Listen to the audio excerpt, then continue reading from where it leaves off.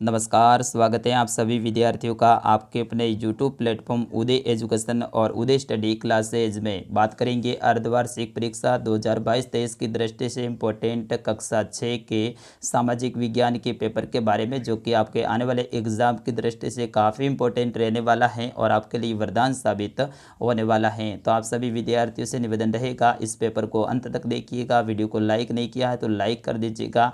आपका अपना चैनल, अभी तक आपने चैनल को सब्सक्राइब नहीं किया है तो चैनल को सब्सक्राइब आप सभी को कर लेना है, क्योंकि आपके एग्ज़ाम तक सारे पेपर यहाँ पे अपलोड किए जाएंगे। और इस वीडियो की खासियत ये है कि सारे प्रश्नों के उत्तर मैं साथ में बताऊंगा, ताकि ये सारे के सारे प्रश्न हैं आपको याद हो जाए, इनके उत्तर भी आपको याद हो जाए। तो आप सभी विद्यार्थियों से निवेदन रहेगा, इस वीडियो को अंत तक जरूर देखिएगा। आइए देखते हैं पहला प्रश्न, जो कि आपके स्क्रीन पे है, आप देख सकते हैं।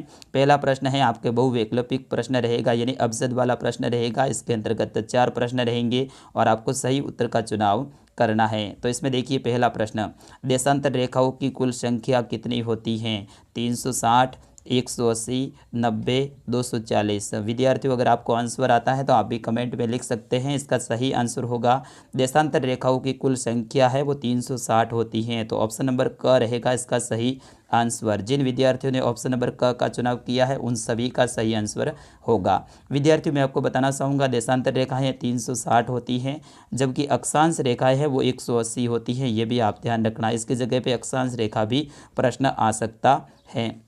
देशांतर रेखाएं हैं उत्तर से लेकर दक्षिणी की ओर, यानी खड़ी लाइनें होती हैं। प्रश्न संख्या 2 देखिए, पृथ्वी की सूर्य के चारों ओर की गति को कहा जाता है? विद्यार्थियों, क्या कहते हैं? उसे कहते हैं परिक्रमण। ऑप्शन नंबर ख रहेगा इसका सही आंसर। तो पृथ्वी के सूर्य के चारों ओर की जो गति होती है उसे परिक्रमण कहा जाता है। तो ऑप्शन नंबर ख रहेगा इसका सही आंसर। प्रश्न संख्या 3 देखिए, नीले रंग का इस्तेमाल किसे दिखाने के लिए किया जाता है? जलाशयों, पर्वत, मैदानों या फिर सड़कों? तो इसका सही आंसर हो जाएगा, जलाशयों को दिखाने के लिए नीले रंग का उपयोग किया जाता है। तो ऑप्शन नंबर क रहेगा इसका सही आंसर। विद्यार्थियों, जो रूढ़ चिन्ह है उनका भी आप याद करके जाइएगा, क्योंकि उनसे संबंधित भी आपके एग्जाम में प्रश्न आएगा। वायुमंडल में किस गैस का प्रतिशत सर्वाधिक है? चौथे का आंसर दीजिएगा, नाइट्रोजन, ऑक्सीजन, कार्बन डाइऑक्साइड या फिर हाइड्रोजन? विद्यार्थियों, इसका सही आंसर क्या हो जाएगा? नाइट्रोजन। वायुमंडल में सबसे बड़ी जो गैस है वो नाइट्रोजन है, जो कि वायुमंडल के लगभग 78% भाग पे फैली हुई है। और दूसरी जो बड़ी गैस है वो है ऑक्सीजन, जो कि 21% भाग पे फैली हुई है। इसका भी आप ध्यान रखना। अब आता है आपका प्रश्न संख्या 2। इसमें आपको करना है रिक्त स्थान की पूर्ति, यानी खाली जगह को भरना है। इसके अंतर्गत 3 खाली जगह आपके आएगी। पहली खाली जगह है कि तारों की एक बहुत बड़ी प्रणाली को खाली जगह कहा जाता है। तो तारों की एक बहुत बड़ी प्रणाली को आकाश गंगा कहा जाता है। क्या कहा जाता है? आकाश गंगा कहा जाता है। तो यहाँ पे आप लिखोगे आकाश गंगा। दूसरा देखिए, खाली जगह का एक समूह जो विभिन्न प्रतिरूपों का निर्माण करता है, खाली जगह कहते हैं, उसे क्या कहते हैं? तो यहाँ पे लिखोगे तारों का। ठीक है, तारों का एक बहुत बड़ा समूह जो विभिन्न प्रतिरूपों का निर्माण करता है उसे तारामंडल कहते हैं। क्या कहते हैं? तारामंडल कहते हैं। तो पहले में आ जाएगा तारों और दूसरे में आ जाएगा तारा मंडल। उसी तरह से देखिए, ग आपका मकर रेखा खाली जगह पर स्थित है, यानी मकर रेखा है वो कहाँ पर स्थित है? तो विद्यार्थियों, इसका सही आंसर हो जाएगा, मकर रेखा है वो 23.5 डिग्री दक्षिणी अक्षांश पे स्थित है। तो यहाँ पे आपको लिखना है 23.5 डिग्री दक्षिणी अक्षांश। अगर आपने दक्षिणी अक्षांश नहीं लिखा है तो आपका उत्तर गलत हो जाएगा, क्योंकि 23.5 डिग्री पे कर्क रेखा भी स्थित है, जो कि उत्तरी अक्षांश में स्थित है। प्रश्न संख्या 3 है कि विविधता किसे कहते हैं? तो विविधता उसे कहते हैं जिसमें एक ही देश में विभिन्न प्रकार की जो जाति, धर्म, बोली, भाषा पाई जाती है, उन्हें विविधता कहते हैं। तो विविधता है वो भाषा संबंधी भी हो सकती है, जाति संबंधी भी हो सकती है, धर्म संबंधी भी हो सकती है। अगला प्रश्न है कि लद्दाख के लोगों का प्रमुख व्यवसाय क्या है? तो लद्दाख के लोगों का प्रमुख व्यवसाय है वो है पशुपालन और पर्यटन है। अगला प्रश्न है कि हेक्टर पीटरसन को गोली क्यों मारी गई थी? विद्यार्थियों, इसका आंसर आता है तो आप कमेंट में जरूर लिखिएगा। अगला प्रश्न है कि भारत का संविधान समानता के बारे में क्या कहता है? इसके बारे में भी अगर आपको आंसर आता है तो आप जरूर कमेंट में लिखिएगा। प्रश्न संख्या 7 है, ग्राम सभा और ग्राम पंचायत के बीच में क्या फ़र्क हैं। ग्राम सभा है वो ग्राम के बड़े जो सदस्य होते हैं उनकी एक सभा होती है, उसे ग्राम सभा कहा जाता है।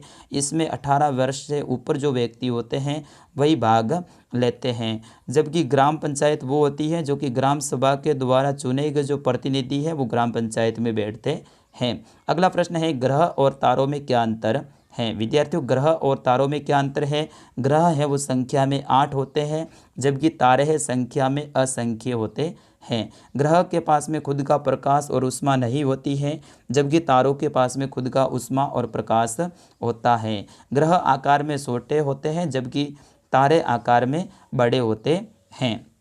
ग्रह है वो तारों के चारों ओर चक्कर लगाते हैं, जबकि तारे हैं अपनी जगह पे स्थित होते हैं। ग्रह है वो ठोस चट्टानों से बने होते हैं, जबकि तारे हैं वो विभिन्न प्रकार की गैसों से बने होते हैं। इस तरह से आपको बताना है। अगला प्रश्न है, कर्क रेखा का अक्षांशीय मान क्या है? तो विद्यार्थियों, कर्क रेखा का अक्षांशीय मान है वो है 23.5 डिग्री उत्तरी अक्षांश, ठीक है ना, 23.5 डिग्री उत्तरी अक्षांश है। अगला प्रश्न है कि पृथ्वी के अपने अक्ष का झुकाव कोण क्या है? तो पृथ्वी के अपने अक्ष का जो झुकाव कोण है विद्यार्थियों वो क्या है? तो पृथ्वी का अपने अक्ष पर जो झुकाव कोण है वो 66.5 डिग्री है। तो यहाँ पे आप लिखोगे 66 डिग्री या फिर 66.5 डिग्री। अगला प्रश्न है, मानचित्र के 3 घटक कौन कौन से हैं? तो विद्यार्थियों, मानचित्र के 3 घटक हैं वो कौन कौन से हैं? तो मानचित्र के 3 घटक हैं, दूरी, दिशा और प्रतीक, ठीक है। तो मानचित्र के 3 घटक हैं, दूरी, दिशा और प्रतीक। अगला प्रश्न है, प्रधान दिग बिंदु कौन कौन से हैं? तो प्रधान दिग बिंदु हैं उत्तर, दक्षिण, पूर्व और पश्चिम। तो 4 दिशा है, उत्तर, दक्षिण और पूर्व पश्चिम। अगला प्रश्न है कि पृथ्वी के 4 प्रमुख परिमंडल कौन कौन से हैं? वायुमंडल, जलमंडल, भूमंडल और जैवमंडल। ये पृथ्वी के 4 प्रमुख परिमंडल हैं। अगला प्रश्न है, राजस्थान को कितने संभागों में विभाजित किया जाता है? उनके नाम लिखिए। तो राजस्थान को 7 संभागों में विभाजित किया जाता है। उनके नाम की बात करें तो जयपुर, जोधपुर, उदयपुर, कोटा, भरतपुर, बीकानेर और कोटा संभाग, ठीक है। इस तरह से 7 संभाग हैं। अगला प्रश्न है, राजस्थान के किन्हीं 3 प्रमुख दुर्गों के नाम लिखिए। तो यहाँ पे आप लिखोगे मेहरानगढ़ का दुर्ग, मेहरानगढ़ का दुर्ग, ठीक है, चित्तौड़गढ़ का किला, फिर इसके बाद में आप लिख सकते हैं जैसलमेर का किला, जालोर का किला, ठीक है।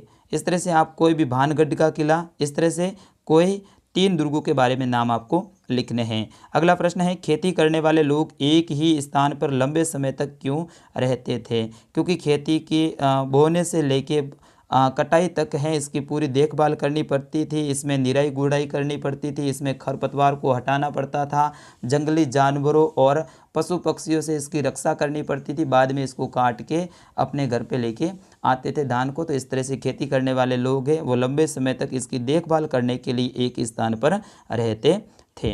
अगला प्रश्न है, आखेटक खाद्य संग्राहक आग का उपयोग किन किन चीज़ों के लिए करते थे? तो आखेटक और खाद्य संग्राहक हैं, आग का उपयोग है जंगली पशुओं से बचने के लिए प्रयोग करते थे, खाना पकाने के लिए करते थे और साथ ही उजाला करने के लिए आग का प्रयोग करते थे। तो पहला क्या बताओगे? वो क्योंकि वो जंगलों में रहते थे, जंगलों में जंगली जानवर खूब रहते थे, उस कारण से उनके ऊपर हमेशा हमला करने का जो डर रहता था जंगली जानवरों का, इस कारण से अपनी रक्षा करने के लिए घर के आगे वो क्या करते थे? आग जला देते थे। दूसरा क्या होता था? खाना पकाने के लिए आग का प्रयोग करते थे। और तीसरा होता था घर के अंदर रोशनी करने के लिए, या फिर कहीं बाहर जाना है तो वहाँ पर रोशनी करने के लिए भी आग का प्रयोग वे लोग करते थे। अगला प्रश्न है, सूर्य से उसकी दूरी के अनुसार सभी ग्रहों के नाम है वो लिखने हैं। सभी ग्रहों के नाम लिखने हैं। तो बुध, शुक्र, पृथ्वी, मंगल, बृहस्पति, बुध, शुक्र, पृथ्वी, मंगल, बृहस्पति, शनि,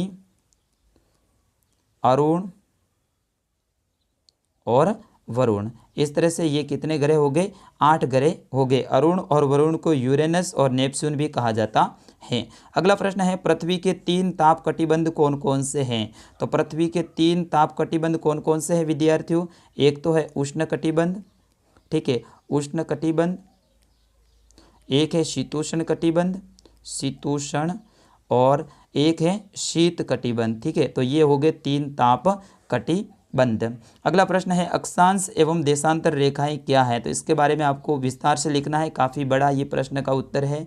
अक्षांश रेखाएं हैं वो अक्षांश रेखाएं हैं पूर्व से लेके पश्चिम की ओर खींची जाती हैं। ठीक है, भूमध्य रेखा है वो 0 डिग्री अक्षांश रेखा है।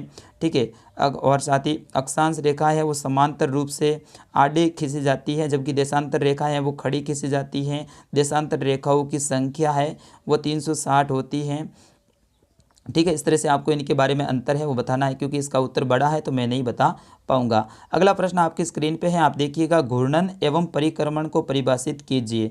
तो पृथ्वी का अपने अक्ष पर घूमना घूर्णन कहलाता है, जबकि पृथ्वी का सूर्य के चारों ओर चक्कर लगाना परिक्रमण कहलाता है। पृथ्वी है वो एक घूर्णन है वो 24 घंटे में पूरा करती है, इसलिए 24 घंटे का दिन होता है। जबकि पृथ्वी है वो एक परिक्रमण है वो 365 दिन में पूरा करती है, यानी 365 दिन और 6 घंटे में पूरा करती है, इसीलिए एक साल है वो 365 दिन का होता है। इस तरह से आपको बताना है। आगे देखिएगा, ग्लोब की अपेक्षा मानचित्र अधिक सहायक होते हैं, ऐसा क्यों होता है। तो ग्लोब में है हम छोटे से छोटे जो क्षेत्र की जानकारी हासिल नहीं कर सकते हैं, जबकि मानचित्र में छोटे से छोटे क्षेत्र की अपन जानकारी हासिल कर सकते हैं। ग्लोब को एक जगह से दूसरी जगह पर ले जाना आसान नहीं होता है, जबकि मानचित्र को एक जगह से दूसरी जगह पे ले जाना आसान होता है। इस तरह से इनके बारे में है आपको और ज़्यादा लिखना है। अब जो लास्ट प्रश्न है वो राजस्थान के 33 जिलों के नाम आपको बताने हैं, तो राजस्थान के 33 जिलों के नाम भी आप याद कर लीजिएगा। तो विद्यार्थियों, ये था कक्षा 6 का सामाजिक विज्ञान का पेपर। मैं आशा करता हूँ आप सभी विद्यार्थियों को पसंद आया होगा और आप सभी विद्यार्थियों ने अंत तक देखा। इसके लिए आप सभी का तहे दिल से धन्यवाद और आभार। आप ऐसे ही पेपर पाने के लिए इस चैनल को सब्सक्राइब जरूर कर लीजिएगा। समय समय पे आपके लिए मैं पेपर लेकर आता रहूँगा। तो इस वीडियो को हो सके तो आपके फ्रेंड के साथ में शेयर भी करें। अपना नाम और अपने ज़िले का नाम है वीडियो के कमेंट बॉक्स में ज़रूर लिखें। विद्यार्थी मिलते हैं अगले वीडियो में, तब तक के लिए नमस्कार, जय हिंद।